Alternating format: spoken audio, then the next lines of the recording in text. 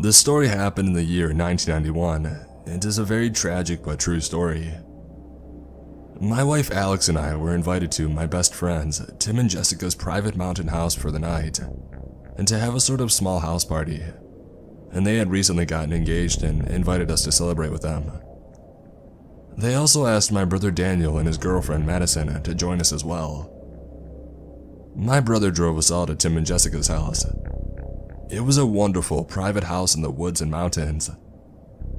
This took place during the summer, so the weather was really nice as well. We drove up the long driveway part and headed inside to greet our friends. We got to the house around 7 p.m. Jessica had been preparing a meal for all of us. We ate dinner, chatted, and reminisced about old times, and then played some fun couples games while we shared some wine and snacks.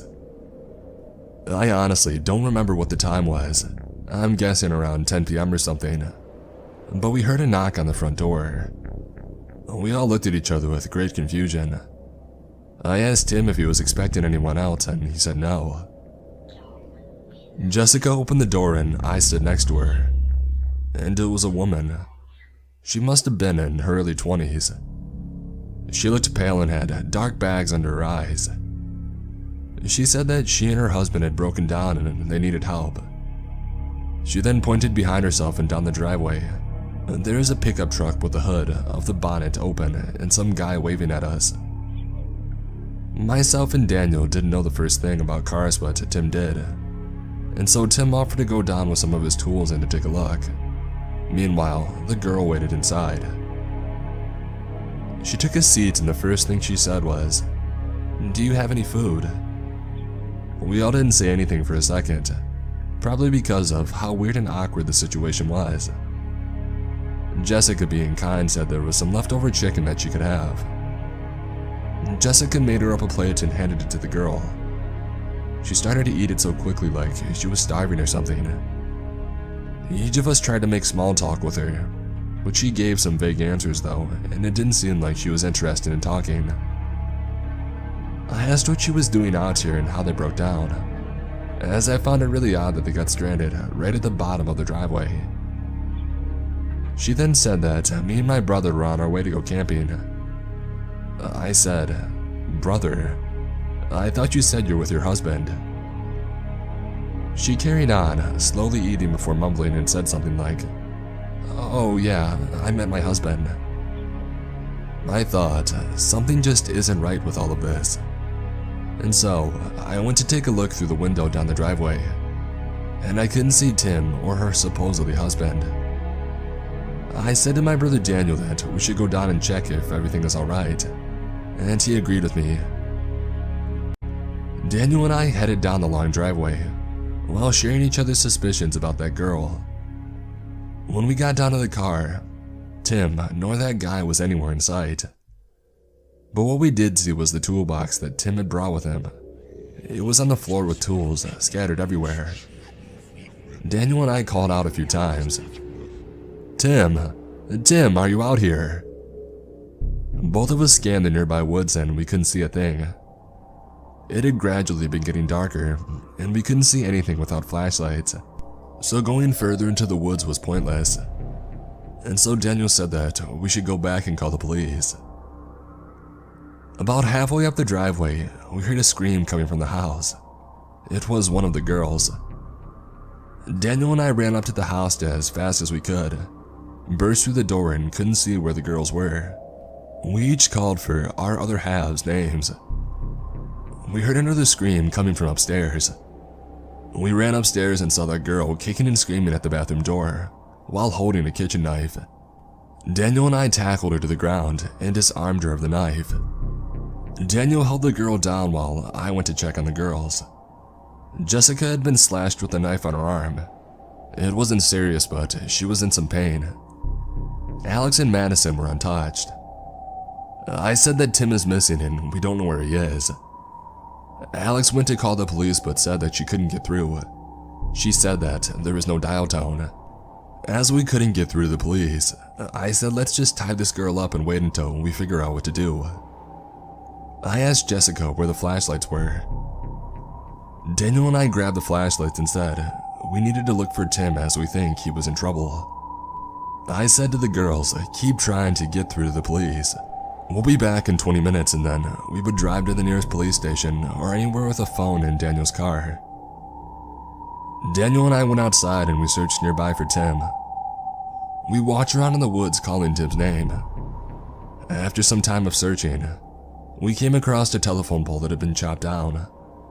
Someone must have done this on purpose, and that was the reason why we couldn't get through to the police. The line had been disconnected. We need to get back to the girls right now, I said to Daniel.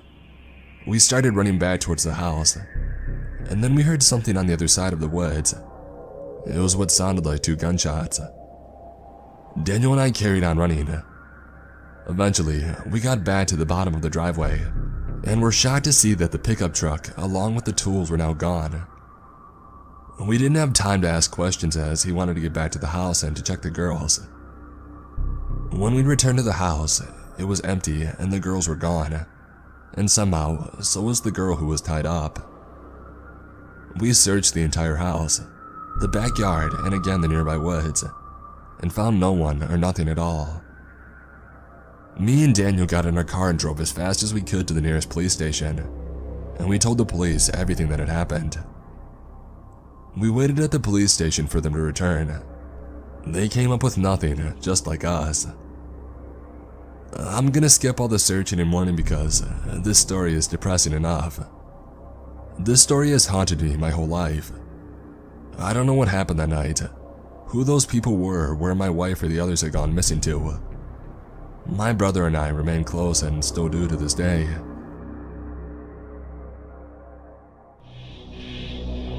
My name is Gordon.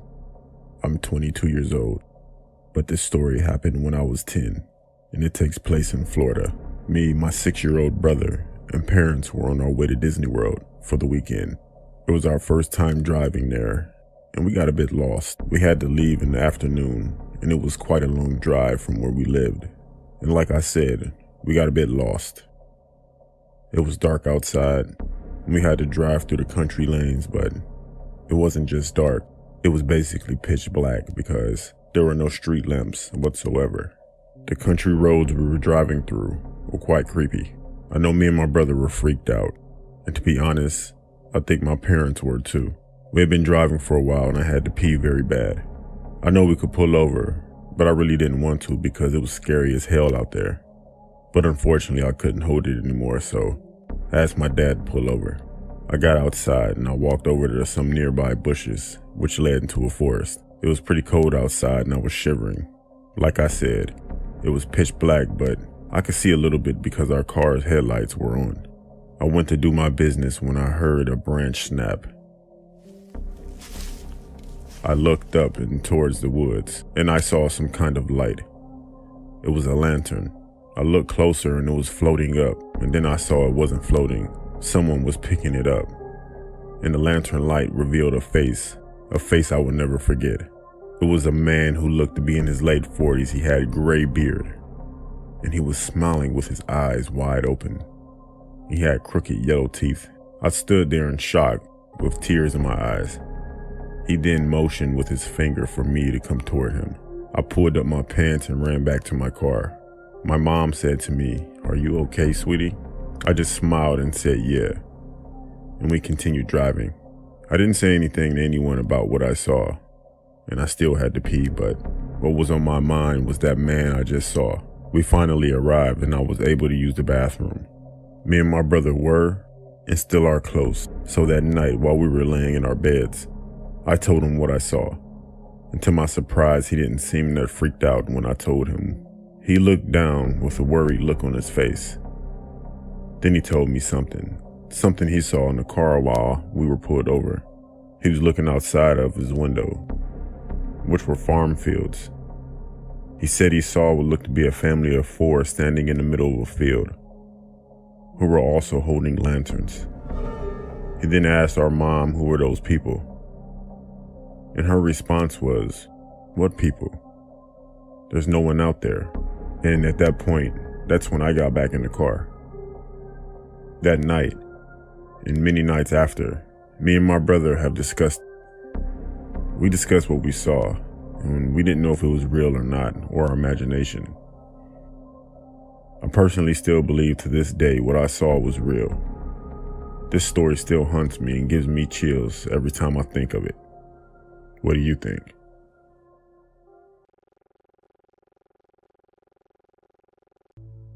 When I was in high school, about 10 years ago, I was home alone while my mom went to pick up my brother. And before my mom left, she told me to bring the dogs in. Now we had 2 beagles, one that was friendly but barked loud, and an older one that we had gotten from a shelter that was extremely protective and was not afraid to show his teeth. I usually ignored her and left them outside for a bit. I was in the back part of the house and was on a computer when I heard a noise. I walked to our front room and saw a young guy near the front door looking inside my house. I stood slightly out of sight and saw him walk back and forth between our window and then back to the door. And then he tried opening the door. Then he literally threw himself against the door. Immediately, my blood went cold and I rushed to the back door and quietly yelled for the dogs to come in. They ran in and I herded them to the front room. Then I saw the mailbox slot open. I saw his eyes. He was looking right at me. Right away, my older beagle got on the defense and growled. It was more like, "I'm gonna bite you" type of growl, while the other one barked. I got my phone and called my mom and begged her to come back home, in which she did with my brother. They looked around and saw no other signs of entry. I triple check every door now, and even though those 2 dogs have passed away, I keep our current dog near me when I'm home alone. That was one of the scariest experiences I ever had in my life.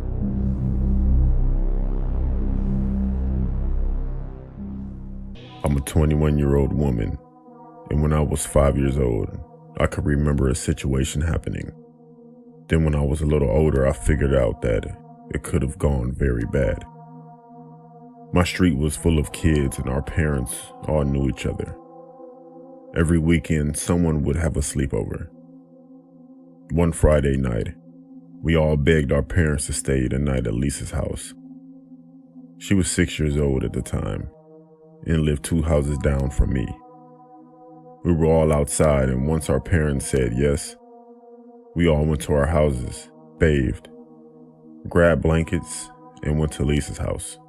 After our parents dropped us off, Lisa's mother made everyone popcorn while we watched movies in Lisa's bedroom. We played and watched TV for hours. Then we all fell asleep. In the middle of the night, I woke up to Lisa's bedroom door opening while all of us girls were sleeping on the floor on top of blankets.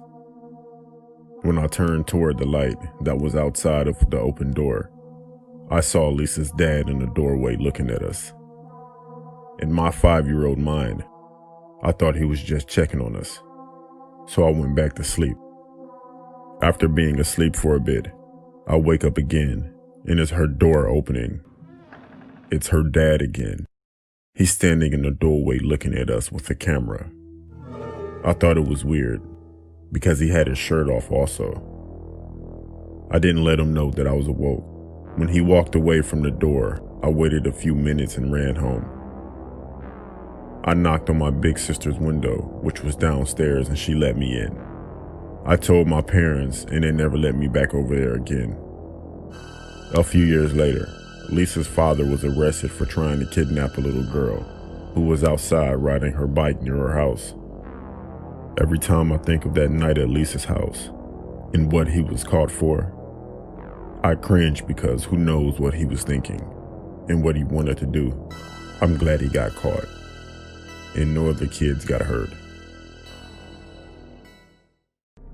This was a really weird but scary experience for me. I worked at a morgue a few years back. I'd also like to mention that this was the last time I smoked weed. Just throwing that in there. Anyway, on my way to work, one day I smoked a blunt.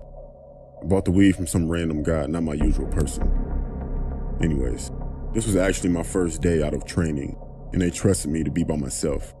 It was around 2 p.m. when I got to work, and everything started off normal.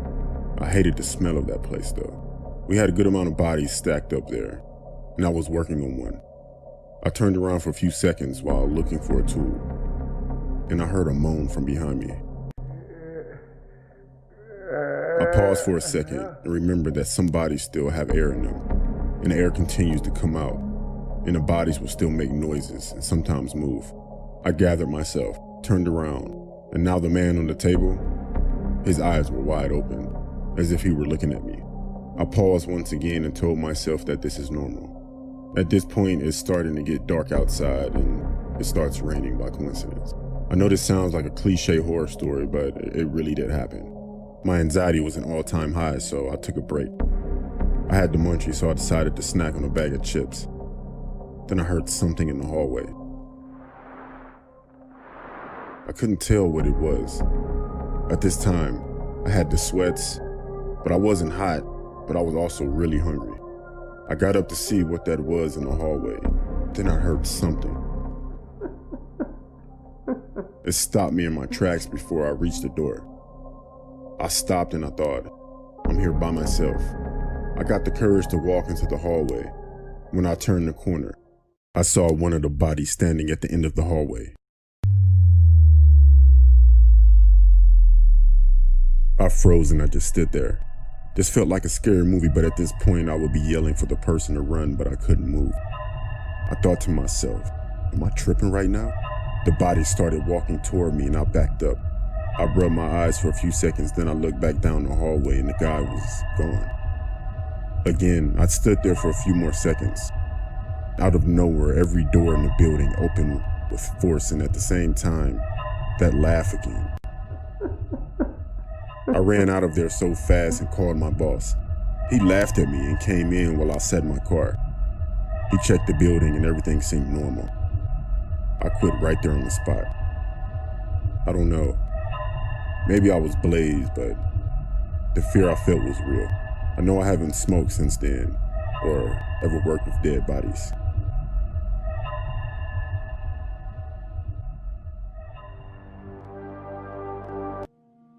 I got this great job working at a hospital. I really got to do something that I enjoy. Taking care of others has always been a passion of mine, but I work on one of the hardest floors, the cancer floor. We always have the same patients, and not a whole lot of them make it.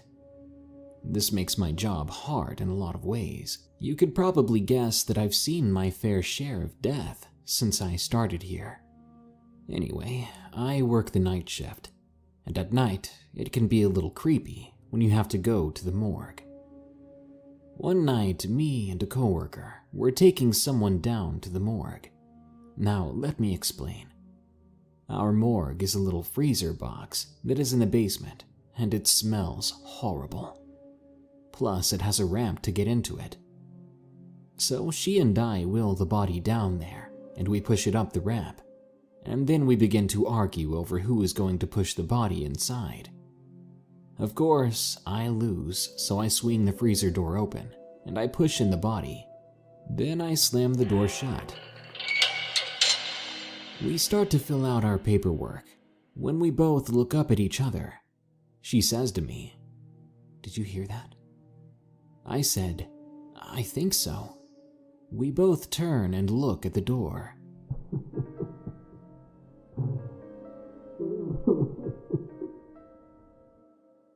The two of us got cold chills, and the hairs on our arms were standing straight up. It sounded like someone was crying. We froze, turned, and looked at each other, then ran out. Halfway down the hall, she asked if I really heard what she did, and I told her yes. I really didn't know what to think, so I was telling one of my friends who is a nurse on our floor the story. She tells me that she has had similar things happen to her in the morgue. To this day, I will not go alone, and I always try to get out of going at all. We also have a tradition on our floor that when someone passes away, we open the window so the soul of that person is not trapped in the hospital to roam. I'm not making this up. It truly happened. If you don't believe me, I don't care. I know, and so does everyone else who works there. This story took place about 3 years ago. I started my new job working at a morgue that was about 3 miles into the countryside. For the first week, everything went fine. I got shown around the building, how everything works, and I understood my job. That was until I met the guy who used to deliver the bodies to the morgue. His name was Kenny. I first met him on the elevator. We shook hands and he made an inappropriate joke. He also stunk of smoke, had long greasy hair, bad yellow teeth, and a faded, poorly drawn tattoo of a snake on his forearm. My first thought that he was just weird. I figured I would only see him from time to time when he delivered the bodies. That wasn't the case, however, as he would come up into the building and talk to the staff. Apparently he had worked there for years and knew everybody. I asked a few staff members about him, and they kind of just shrugged him off as being eccentric. It was like I was the only one who saw through that. He would joke around with most people, but when it came to me, it was like he was a different person. The first time we met, he would make inappropriate jokes towards me. He would joke about the dead bodies that got delivered and make crude comments about the way the people died, and actually found it funny. One night, however, I was working on a body when I decided to take a little break. When I returned, I found the body was off the table and propped up against the wall. I almost had a heart attack. And then Kenny jumped out from the corner, screaming and grabbing my shoulder, shaking me violently. Then he stopped and laughed, telling me how good he got me, and my reaction was hilarious. This was the last straw, and I had enough and reported this to my superiors. My complaint was backed up by the footage from the CCTV cameras. The next evening, as I arrived into work, I saw Kenny walking down the corridor, and he didn't have his weird grin on his face. His look was much more disturbing. He looked furious, like he was a different person. He passed by me while giving me the worst stare I've ever seen. I was told later that he had been fired. I was a little bit surprised. I didn't know what they would do. I didn't know they were firing him exactly, but I was kind of relieved. That night, I finished work around 3 a.m. and got into my car to drive home. As soon as I pulled out, another car started up from across the parking lot and started to instantly tailgate me. Like I said, the building was located in the country, so there were no other cars on the road. At first, I didn't know who this was. I pulled over to see if the car would keep going, but as soon as I pulled over, the car slammed on its brakes. That was when Kenny came running out of his car and over to mine, yanking on the door handle as hard as he could, while banging on the window screaming for me to get out of the car. I thought he was going to rip the door off and kill me. I quickly started my car back up and drove off as fast as I could. I saw Kenny get into his car. For some reason, he didn't chase me. I'm not sure if his car wouldn't start or he just decided not to pursue me. Either way, I was relieved. I later informed my superior of what happened. I didn't find out what happened, whether the police were involved or what, but I never saw Kenny again after that. Thinking what might have happened if somehow Kenny did manage to open my door keeps me awake at night.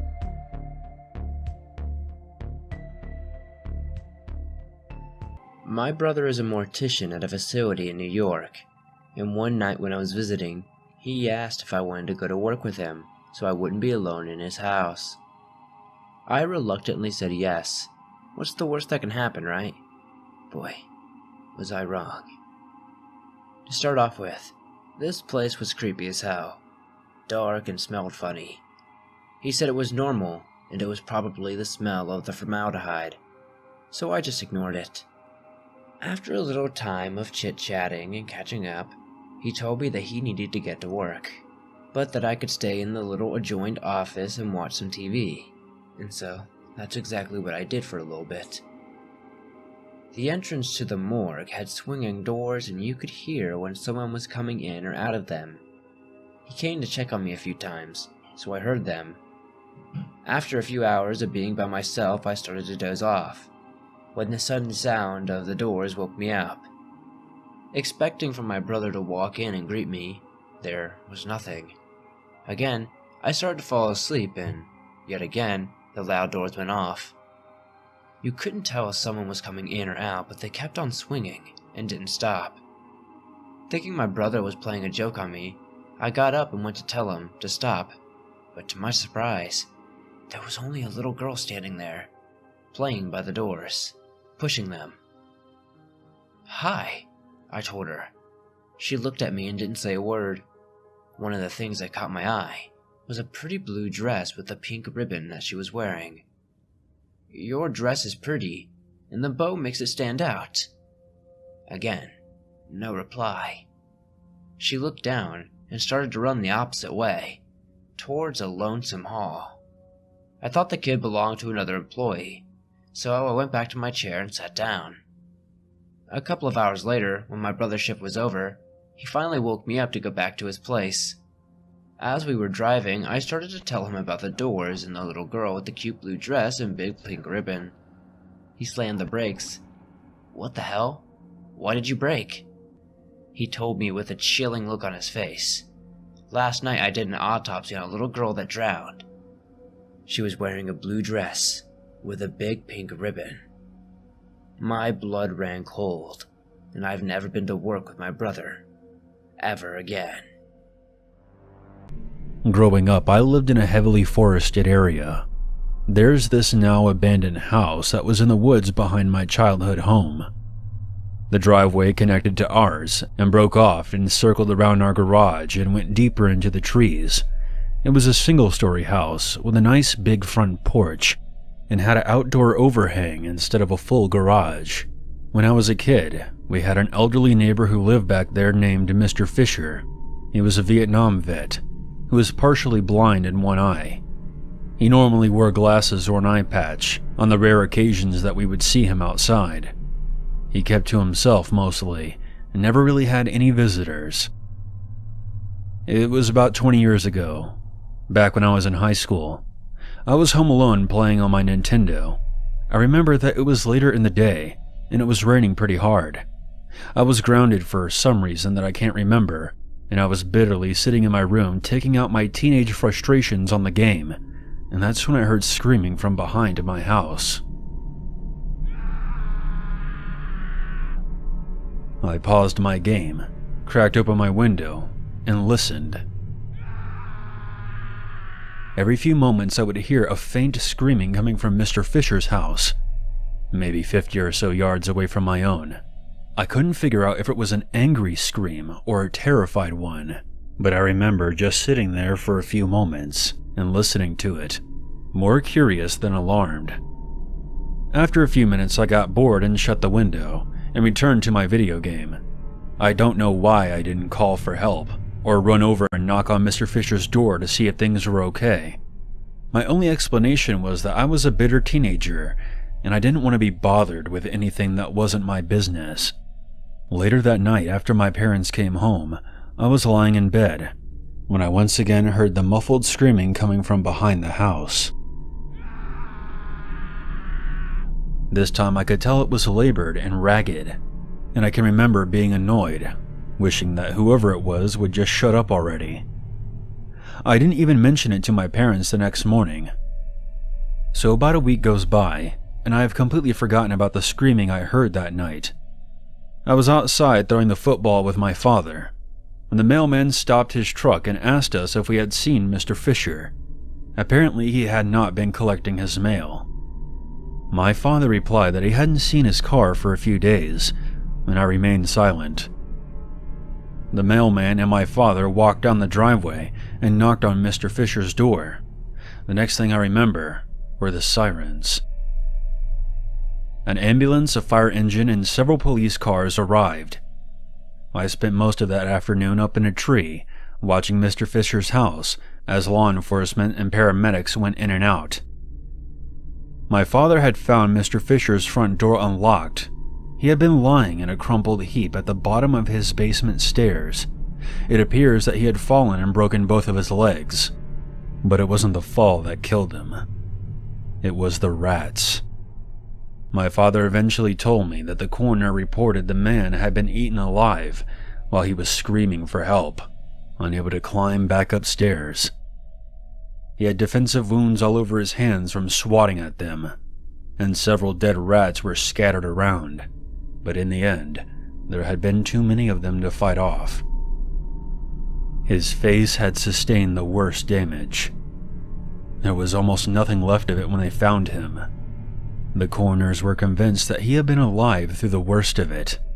I felt as though I had been stabbed in the stomach, and a wave of traumatizing guilt washed over me, and I broke down in tears. I still didn't tell my parents, but on the inside I was mortified. I felt like a criminal for ignoring those screams. And for weeks after that, I was convinced that the police were going to come back and arrest me for negligence or something. For about a year afterwards, it traumatized me, and I carried the guilt around in secret. I started doing drugs and drinking alcohol to try to dull the pain. In retrospect, I'm extremely lucky I graduated high school without overdosing, or killing someone while being drunk behind the wheel. I was about 20 years old when myself and 3 of my friends went back to the house in late October. The house had been repossessed by the bank at this point, and now sat condemned. Me and my friends sat on the front porch and shared a bottle of bourbon. My family almost considered this vacant house our second home, since it was so close to our property. My father would even do some yard work every once in a while, and make sure nothing was growing on the house. So like I said, my friends and I were drinking and smoking, and being belligerent idiots. Just talking shit and lying about girls that we had slept with. I got up and went around the back of the house to take a piss. I happened to crouch down and glance inside one of those low-to-the-ground basement windows, and just scanned the basement floor. All I could really see was a cracked cement floor, and loads of cobwebs crisscrossing the window. I took care of business, and was about to walk back around front, when I paused. Glancing back towards the window, I felt a sudden sensation that I was being examined. This time, there was something in the window that hadn't been there before. Very clearly, I could see the outline of an old bearded face and a single eye staring up at me, kind of at an angle, as if someone was lifting themselves up to peer out the window. I stared back, my body going numb and my mind going blank.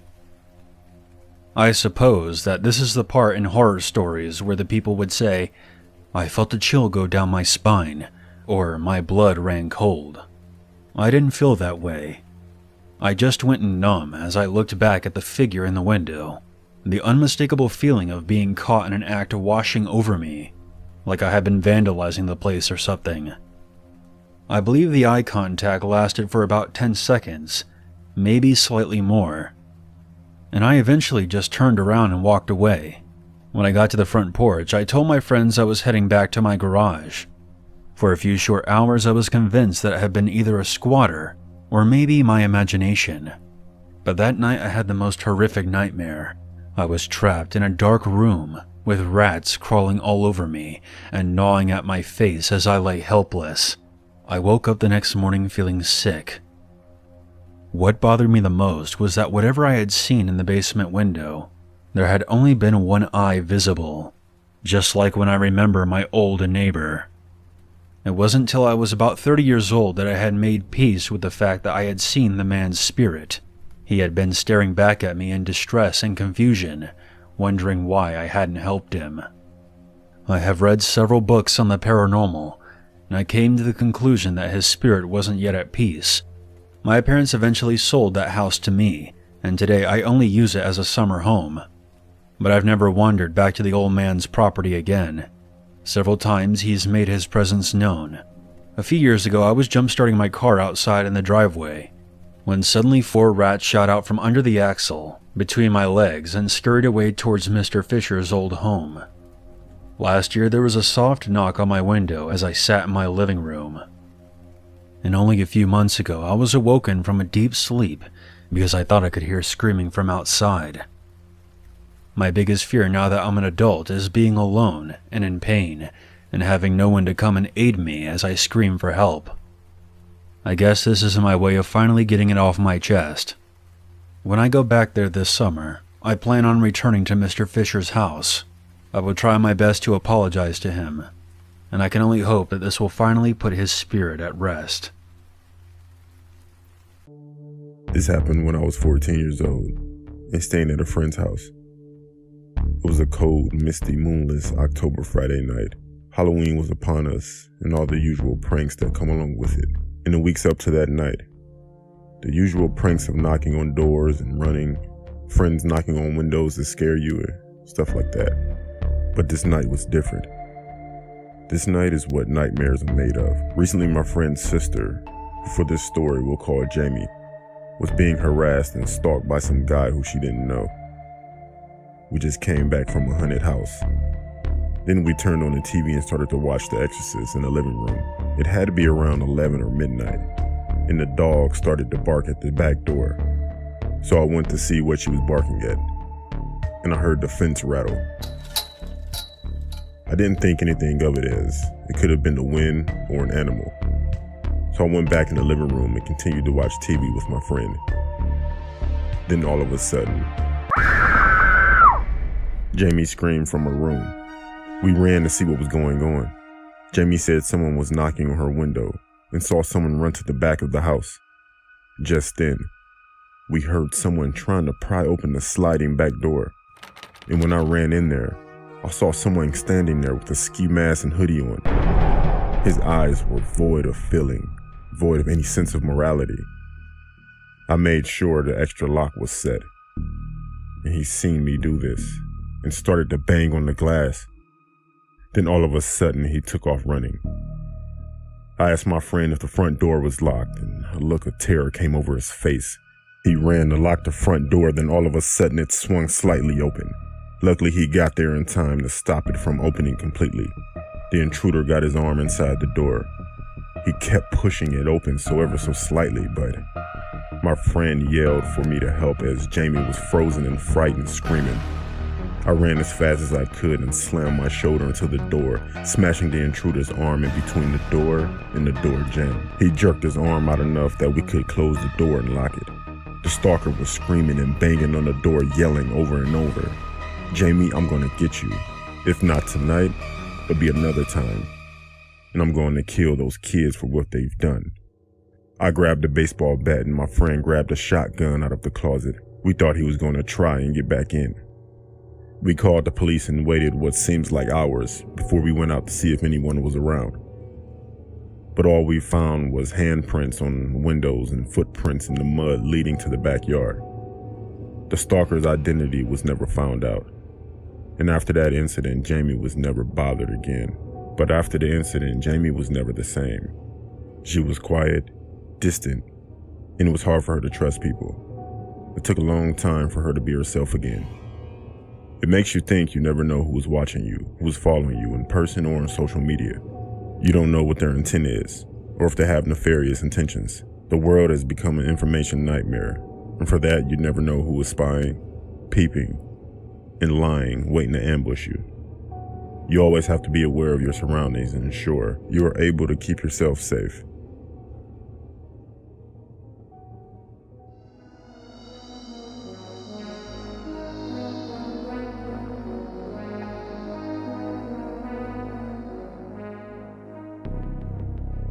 This happened 9 years ago when I was 15 years old.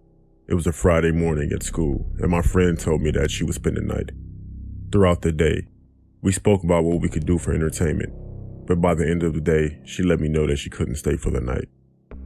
On my way home, my mother texted me to let me know that I would be home alone tonight because she picked up a shift from 7 to 7. She was a nurse and that happened frequently. My mother started dinner while I was watching TV in the living room.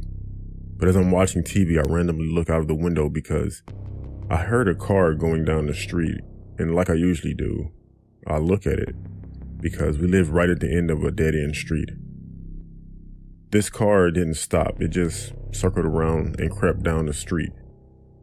About 30 minutes later, I saw the same car while I was watching TV. It did the same thing, went to the end of the street very slowly and turned around. The windows were tinted, so I couldn't really see how many people were in there. It was around 6:30 when my mother was walking out of the door. It was the winter time, so it was already dark outside, but it was unusually warm also. So I threw my mother's food away because it was trash, and she could never cook, and I made a few bags of popcorn. I was content with that. I laid on our couch, turned on movies, and started to text my friends. It also became hot in there, so I opened the window that was behind the couch. My mother hated when I opened it up because there's no screen, so I opened it up just a few inches and laid back down. A few minutes later, someone knocked at the door. As I'm getting up, I can hear about 3 people talking, only because my window was open, but I don't think they noticed it because it sounded like they were whispering in a way where they definitely did not want me to hear. I opened the door, expecting to see a few people, but to my surprise, I only saw one. Parked a few houses down, I saw the car that kept riding up and down the street.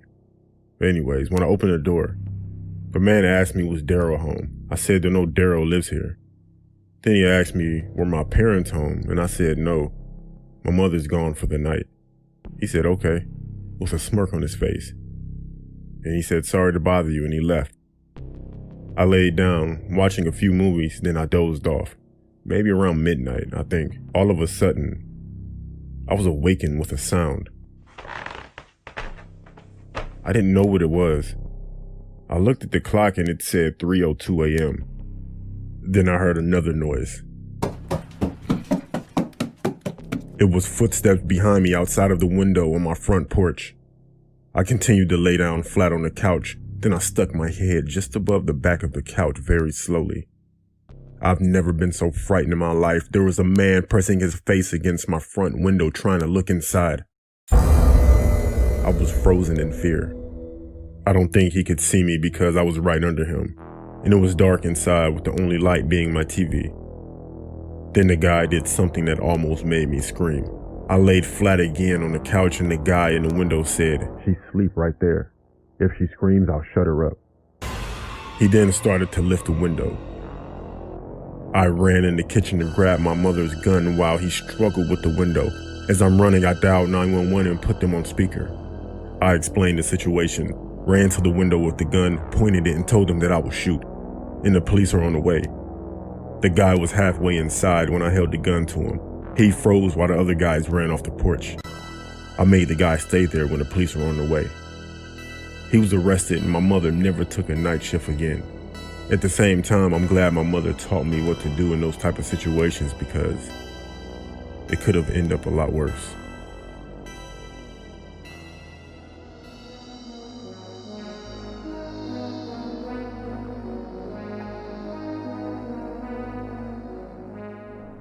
This story happened August 14th, 2003, when I was 14 years old. I lived on a street that had a lot of boys on it.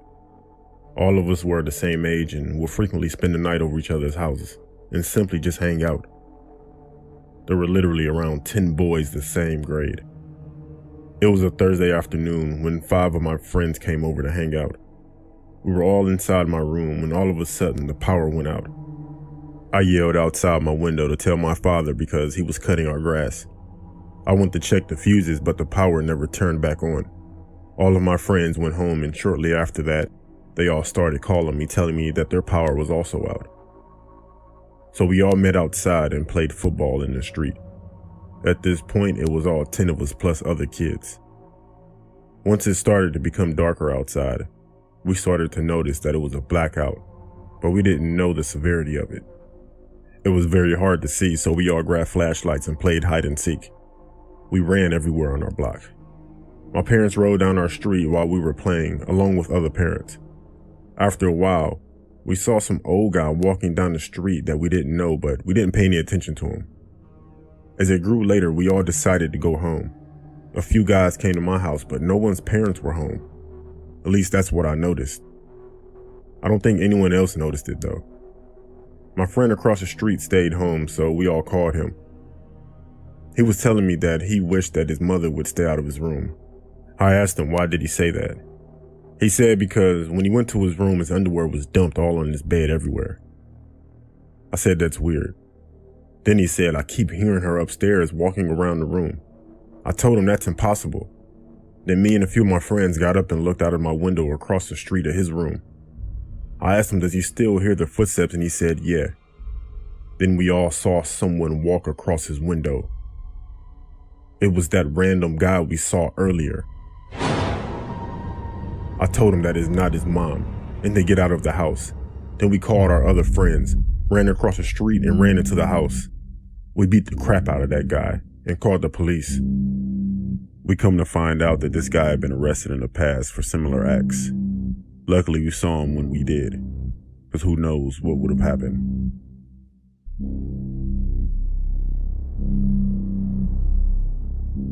I've gotten Ubers plenty of times before, but this one experience I had a few years ago was the creepiest and weirdest of my life. It was a Saturday night, and I had been out bar hopping with my friends. It was around 1:30 a.m. when my friends and I decided to call it a night. I said goodbye to my friends as they walked to the bus stop. I live in the opposite direction, so I started walking to a spot where my brother was going to pick me up. But as I pulled my phone out, I received a text message from my brother telling me that he can't pick me up as he had been called in to work. He works nights. I opened up an Uber, and there was this one guy about 2 minutes away, so I clicked for him to pick me up. His name was Jim, and in his picture he was a balding middle-aged man with a mustache and some stubbled facial hair. An old car pulled up beside me. Jim looked out the window and confirmed that he was my Uber ride. Once I got inside, I noticed there was another person in the passenger seat. I said, "Oh, hi." They didn't reply to me. I asked Jim how his night was going. He didn't reply either. I was too drunk and too tired to care. Destination to my house was already on the app before I made the call for the Uber, so Jim started driving. I was scrolling through my phone and texting friends, and I started to hear Jim whisper and mumble to himself. I couldn't understand what he was saying, and if he was talking to me or the person next to him, but I ignored it. As we were driving, he started to become more on edge, and the things he was whispering to himself was becoming more coherent. One thing I heard Jim say in a loud whisper was, "You do it. I can't risk going back to jail." Even though I was drunk, that was enough for me to stop playing around on my phone and focus on my surroundings and keep a closer eye on Jim and the person next to him. The person hadn't said a word the whole time I was in the car, which I found weird. I looked around outside and we were on the freeway, which wasn't unusual as you had to take to get to my house. The next thing that happened is Jim pulled the car over at a rest stop. He once again started talking to himself.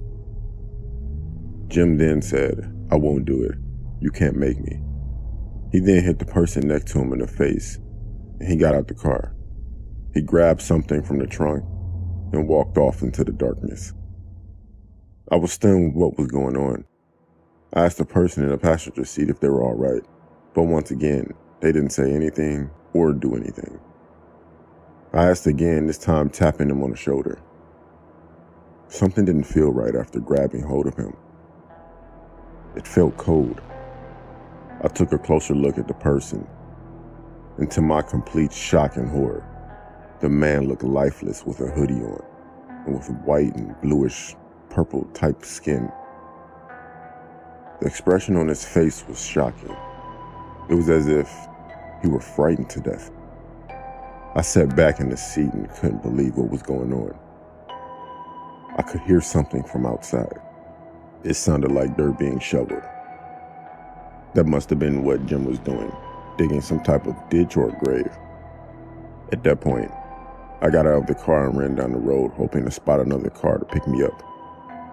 This was a sobering experience, but I was still drunk and tired.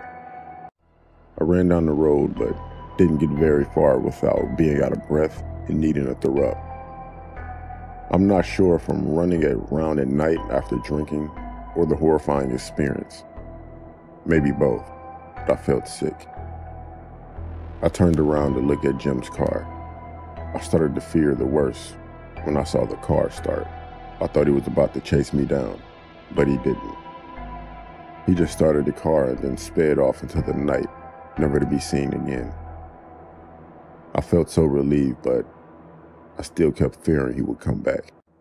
I carried on walking down the road until passing the car, and they gave me a lift home. This incident scarred me for life, and I never got an Uber again. My name is Kyle, and I'm an Uber driver and have been for around 3.5 years. Most of the time I work from early evening to late at night. I've had my fair share of rude, weird, and awkward customers, but I never thought I would have my life threatened. I think it was a Thursday night about 10:30 p.m. I get an alert from a guy named Caleb, needing a ride to a house that was located in the countryside. I pull up to a guy wearing dark blue jeans, a black hoodie, old white sneakers, and a baseball cap. I roll my window down and ask if he's Caleb. He nodded yes and got in the back of my car. I looked at him in the rearview mirror. He was just looking out the window with his cap down and had both of his hands in his pockets of his hoodie. That was enough for me to know that he was interested in conversation, and the destination was already set up as I picked him up, so there was no need to make small talk either. As we were nearing the house, he sat forward and started looking out of the window, like he was looking for something or someone in particular. He was looking around the quiet, dark forest area, as was I. I then heard something thud on the floor of my car. Caleb then picked it up, whatever it was, and put it back in his pocket. But I took a look in the rearview mirror and saw that it was a gun. The butt of a handgun was sticking out of his pocket. I looked at Caleb to see if he'd noticed me looking at him, but he was still looking out of the window. My heart started racing and I began to panic. I was thinking like I was about to get killed and needed to think quickly on how I'm going to get out of this situation. We pulled up to an abandoned cottage that had been vandalized and forgotten about for years. And outside were 3 hooded men standing around a barrel with a fire inside. Before I had a chance to do anything, Caleb leaned forward, pointed the gun in the back of my neck, and grabbed the keys from my car, turning off the engine. At that point, the 3 men turned toward the car and started slowly approaching. I thought I was about to get robbed, beaten, or even worse, killed. Caleb then said, "Don't move," as he got out of the car. He approached the 3 men and started talking. One of the men then handed him something. I don't know what it was. I couldn't make it out. But shortly after that, talking turned into arguing. And it wasn't long before Caleb shot one of the men dead, before the other 2 ran off into the dark woods. Caleb then turned to me, pointed the handgun, and fired, causing the window to shatter. Thankfully, I wasn't hit. Another gunshot went off, coming from the woods. Caleb turned toward the sound of the gunshot and let off 2 more rounds before running off into the woods himself. I grabbed my phone and ran out of the car into the opposite direction. When I thought I was far enough away, I called the police. As I was running, I could still hear gunshots in the distance. I told the police to go to the address. I still had it on my phone, so I knew exactly where to send them. 2 police cars drove by, and one of them stopping for me as I was waving them down. I told them I was the one who called. I was taken back to the station to make a more official statement. I was also informed that the cottage was abandoned and found no one near the property in the woods. The only thing they found was my car and the shattered window. The police told me it was a drug deal gone bad, and I should be considered lucky that I wasn't killed. My name is Ed. I'm 25 years old, and I'm an Uber driver. The story happened about 4 months ago. It was late on a Friday night around 11 p.m., and I was doing my pickups around local bars and nightclubs. I had just finished dropping off some passengers when I got a notification from a guy named Jackson. I pulled up to his location when a man peered through my window asking if I was Ed, his Uber driver. I said, "Yeah, you Jackson?" He replied, "Yeah," and got in. Once he got in my car, I could see him more clearly. He had long, dirty blonde hair, an unshaven face, and red bags under his eyes. He was wearing jeans and a dark blue hoodie. I started driving toward the destination that he had marked down. It wasn't long before I could smell his foul odor. I took a few glances at him in the rearview mirror. He looked pretty paranoid. He kept looking around outside as if he was searching for someone. The place he was driving to was a bar on the quieter part of the town, in fact. I thought the bar was shut down, but I didn't want to ask and make conversation with this guy, as I didn't feel comfortable. He didn't say anything at the start of the journey, He was just looking around, as I mentioned before. He kept taking sips of some kind of liquor he had with him. It was when we started to get to the quiet, empty highway when he started talking. He was saying things like, life is precious, and always be careful because you could lose someone close to you. I wasn't sure if he was even talking to me. I just assumed he was. He then showed me a picture of a woman and a young girl. He said that was his wife and daughter. I awkwardly said, "You have a nice family." He then asked if I had a daughter. I said yes, but I don't really. I don't know why I said yes, but thank God I did, because at that point, Jackson told me to stop the car. As I was stopping the car, he wrapped his arm around my throat and pointed something in the back of my head. It was a gun. He told me to go home to my daughter and be thankful. As he said this, he passed me the photo of his wife and daughter. He then got out of the car and fled into the darkness of the night. I then drove to the police station and reported what had happened. What they told me made the incident 10 times scarier than what it already was. After showing them the photo, the man had handed to me, the police told me that the man had killed a woman and her daughter hours earlier, and the police were out looking for him. Thinking about this story horrifies me. I think about a lot of things. That I had a sadistic maniac in my car. Now he murdered that woman and child. I also think about how I told him I had a daughter. I honestly think if I hadn't, he would have killed me. He wouldn't be here to tell this story. As far as I know, the police still haven't found Jackson, and he's still out there somewhere.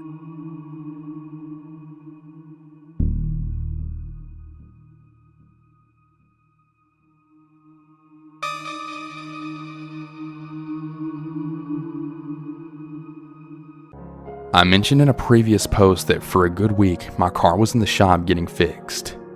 This resulted in me lifting just about everywhere and having to deal with a lot of weirdos. Now, I already thought that the last Lyft driver I had was already pretty bad, but this guy takes the creepy cake. I had just finished my shift and this dude picks me up by the name of Angel. But anyways, as I get in the back seat of his car, he pulls up my Lyft photo and then zooms in on it repeatedly before he stares at me in the rearview mirror. "This is you?" He asks. Yeah. No way. How old are you? You look so cute. How old are you?" As he says this, he keeps pulling up my Lyft photo. I'm 22. "What? How old were you when you took this photo? You look like a child. You're so cute. Wow." In my head, I was just like, 2 years ago, get off my butt. But instead, I didn't really answer and just kind of brushed him off. He continues driving, all the while staring at me whenever he can. We get to a red light and he changes the radio station from Katy Perry to the Spanish channels. I instantly groan inside because I'm mixed race and this is getting pretty old for me. A lot of people do this thing to me where they try and see if I can speak their language or know enough about their culture, as if to approve me or something. "You speak Spanish? You know this song? This is real Spanish music. You should give it a listen." No, I don't speak Spanish, thanks. "Do you know any Spanish artists?" No, I don't. "Well, that's okay. Even if you don't speak Spanish, you'll do good on your honeymoon." I ask what he means by that and he doesn't really give me an answer. Instead, he asks what my work schedule's like, how many days a week I work, is it always at that location, do I live alone, etc. I answer him instead in half-truths, saying, "Oh, I don't have a schedule yet or a fixed location as I'm training between locations." That way he can't really find me or know my routine at all. He just nods and hums, all the while still just glancing at me right in the mirror. A car cuts him off and then he honks before stating loudly, Move! Move! I have a really pretty girl in the backseat of my car." I tell him to let me out of the corner and he says no, that he'll take me to my door. Because I don't want it to be too obvious that I'm freaked out, I tell him to go up to these random townhouses which are all connected by a path and park. He lets me out at the front of some random house and I move behind it and then wait until he drives off before I zigzag around all of these pathways. I mean hell.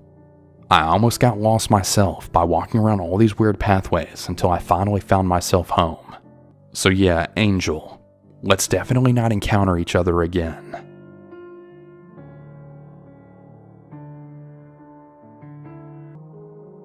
Me and my girlfriend were in a city in Texas right off the highway, and we stopped at a tiny little gas station to get some beer and chips and such. For some reason, when we pulled in, I felt the need to say, I actually think I need to come in with you this time, which was really weird because I usually always stay in the car whenever we go places, or if I do get out, I don't ever feel the need to announce it.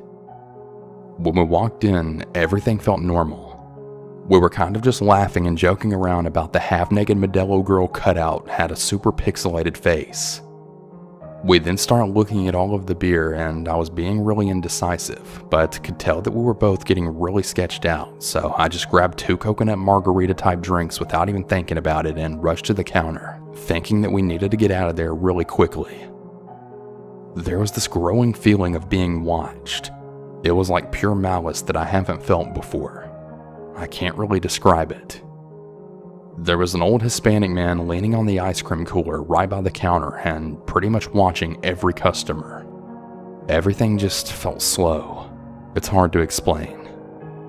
When I put my things on the counter, the man started smiling at us really wide and then started talking in a very strange manner. It was like he was trying to be charming or personable, but really just came off as really creepy. Outside the door, I could see a man in a red jacket also just staring through the doors, just watching and waiting. It was pretty obvious now. These men were waiting for us. It's really hard to explain the overwhelming feeling of dread that we had, and I didn't really talk about it until we were driving out of the parking lot. The man in the red jacket was still circling the building and watching us as the car drove off. The city we were in, it has a pretty bad reputation for having a lot of human trafficking victims coming in and out, and I honestly think that they were just waiting to find the perfect victim. I honestly think that if I hadn't gone in with my girlfriend when I did, she probably would have been taken, or maybe they would have taken me from the car. I've never had such an intense looming feeling of doom and paranoia in my life. It seems very mundane, but it was definitely a very close call. We kept discussing it the rest of the night. We're really lucky that we went in together and got out as quick as we could. I mean, who knows what could have happened.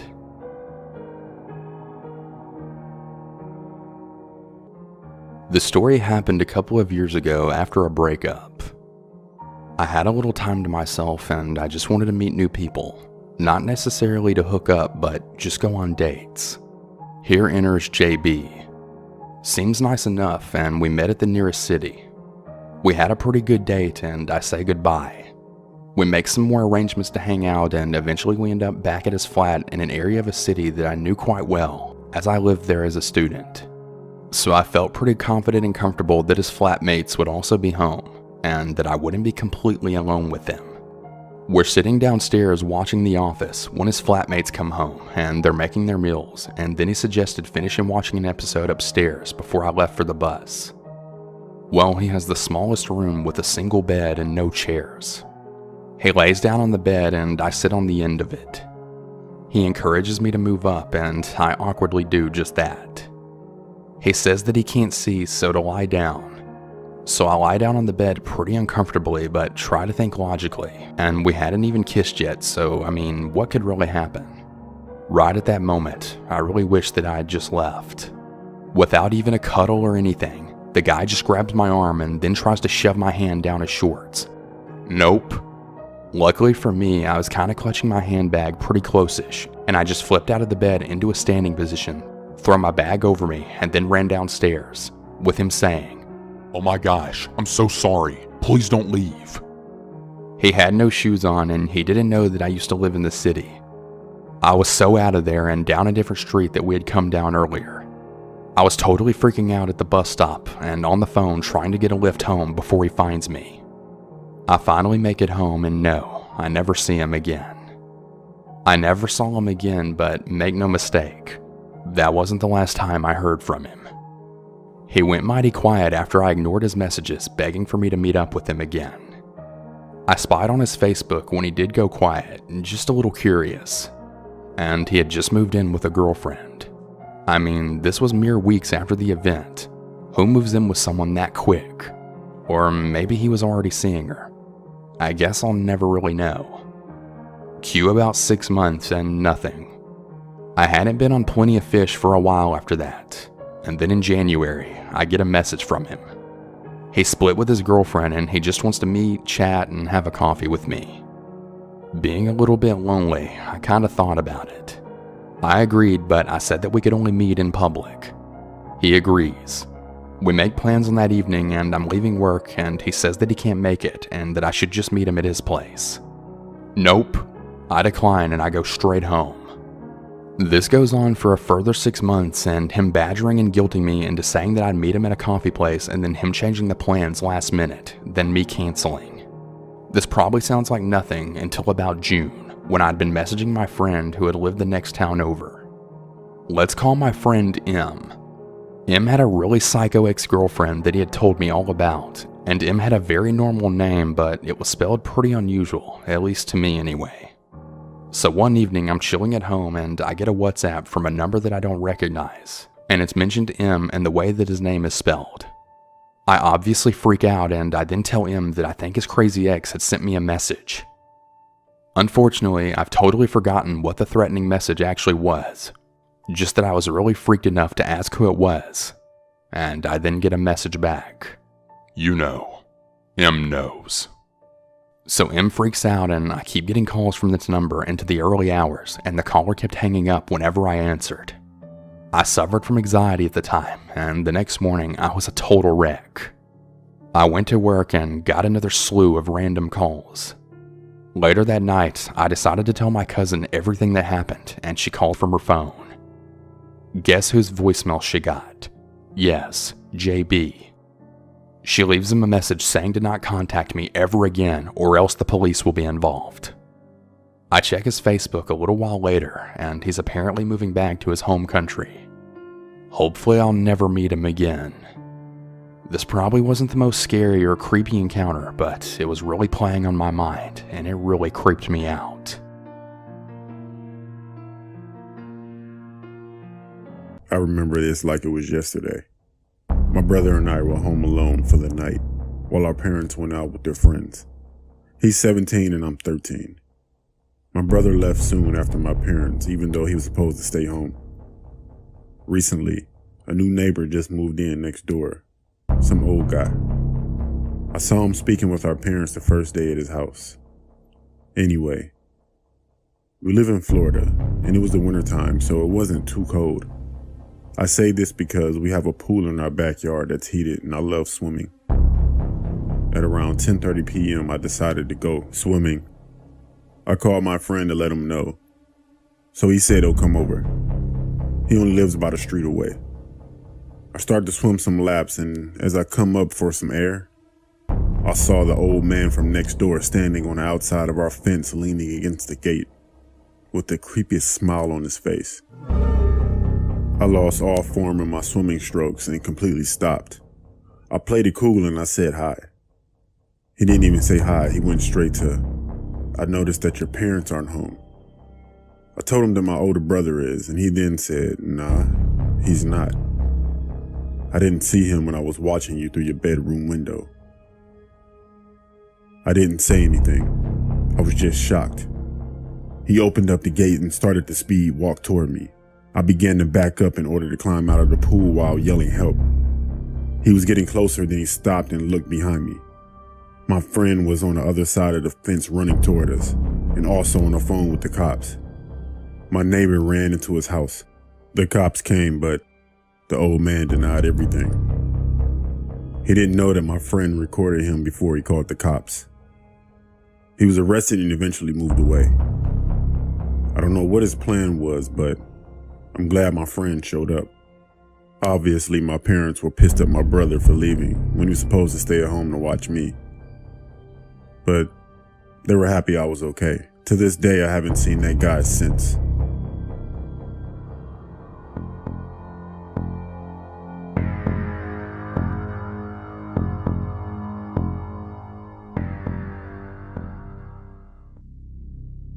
While in college, I love finding snakes, so a friend of mine from the herpetology club, he showed me this road that he would cruise for snakes. Cruising is when you drive slowly down the old back roads, after dark, looking for snakes that have slithered onto the warmer road that heat up. The road we took was about 4 miles and had around 4 houses on it. We had taken a few laps on this road, and we were making our final pass. There are 2 houses near the beginning of the road, one at the end and one near the middle. We were getting close to the center when we see movement on the left side of the road. There are a lot of animals on this road, so we weren't surprised to see this. However, what shoots out is this kid, probably around 8 or 9, torn blue jeans and a ripped dark t-shirt. He takes one look at us, and his face is a mix of fear and pain. He looked back really quick from where he had come out of, then booked it across the road. The guy I'm with, he gets out of the car chasing to see if he's alright, and I pull the car up to the point where the boy went into the woods. I'm starting to get out of the car when my friend walks back quickly, and he just says, "Let's go now." We hop in the car and tear out of there.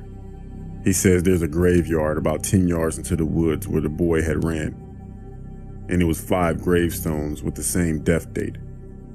They all had the same last name, and one was a boy who was 9. We never came back for the rest of the summer to that road. We usually would go out once or twice a week, but not anymore. The next year when my friend had graduated, I took my girlfriend out to that road. We had gone early to try and find different types of snakes, because different snakes tend to move at different times of the day. We got to the house near the graveyard, and there's 3 men doing some yard work. I rolled down the window and I explained what I was doing and asked them about the graveyard. Apparently their dad's brother's family had all died, and their space heater caught on fire around 20 years ago. I kept pushing and asking them about it, and they told me the firemen or whoever does it have found all the bodies in the rubble except for the youngest son, but they assumed he was too far burned. I asked if they had a little brother, and the 6'4", 250-pound man said he was the youngest. When I gave the description of the kid I saw, they all went white. They all have, individually seen the kid I was talking about, and he always runs into the gravesite. I have never been on that road again. Honestly, I have no plans on going back. I'm not too fond of the paranormal.